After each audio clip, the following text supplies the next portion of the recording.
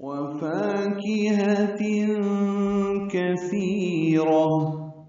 پچھلی آیت کے ساتھ ملانا ہو تو ادغام ہوگا وماء مسکوب وفاکہہ ہوگا. واو ہونٹ کی نا تمام گلائی سے ادا ہوتی ہے. فا الف مدہ ہے، یہ 2 حرکات لمبا ہے. کاف باریک ہے، ہاں اقصی الگ سے ادا کریں گے، دونوں جلدی پڑھیں گے. تنوین کے بعد کاف آنے کی وجہ سے وفاکہتیں اخفا ہوگا.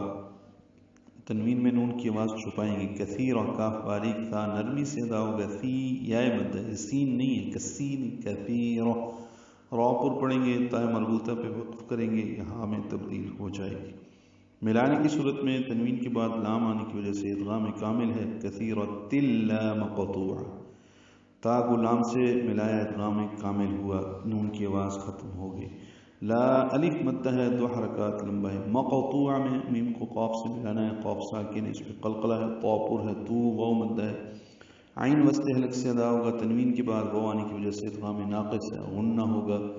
لا مقطوعۃ ولا ممنوع، پھر آیا ہے ولا الف مدہ ہے. لا ممنوع میم ساکن پہ اظہار ہے، نو واو مدہ ہے. عین وسط حلق سے ادا ہوگا، اور آخر میں تا مربوطہ وقف بالابدال ہو جائے گا، یعنی تا ہا میں تبدیل ہو جائے گی.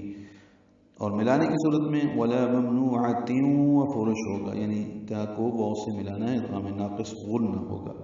وفرش میں واو فا را جلدی ادا کریں گے، را پر پڑھیں گے. وفرش مرفوعہ، تنوین کے بعد میم آنے کی وجہ سے ادغام ناقص ہے، غنہ ہوگا. مرفوع میں را پر ہے کیونکہ اس سے پہلے زبر ہے. فو واو مدہ ہے، 2 حرکات لمبا ہے. عین کو تا مربوطہ سے ملا دیں گے، ہا میں تبدیل ہو جائے گی، وقف بالابدال ہو جائے گا، یعنی ہا تا کو ہا میں ہم نے تبدیل کر دیا اور دونوں زیریں ختم ہو گئی. وفرش مرفوعہ.